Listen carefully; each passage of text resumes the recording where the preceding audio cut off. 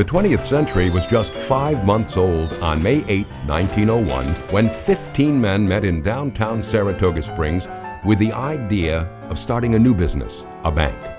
The timing was significant.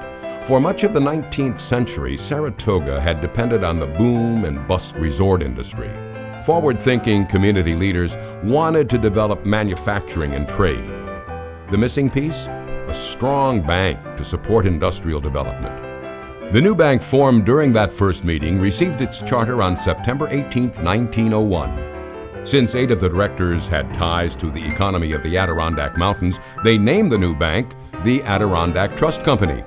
Edgar Truman Brackett, a state senator and one of the most influential Saratogians of his era, was chosen as the inaugural leader. The new bank was an immediate hit. Large crowds and some very handsome deposits came through the doors of the Broadway facility on January 2, 1902. Together with Brackett's influence, these deposits helped Saratoga develop an industrial base. One highlight of Brackett's era was bringing Clark Textile and many new jobs to the village in 1906. The bank used advertising to connect with the community.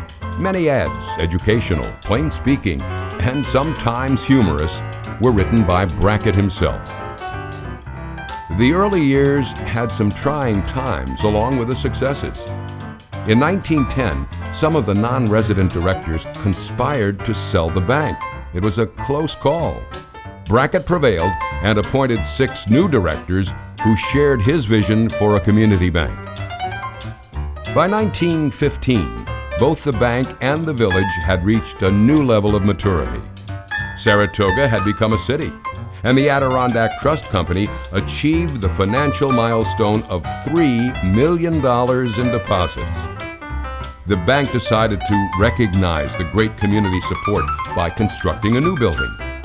2 years in the making, the facility opened January 1, 1917.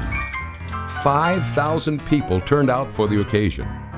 The same structure remains today as a symbol of continuity and strength of both the bank and community.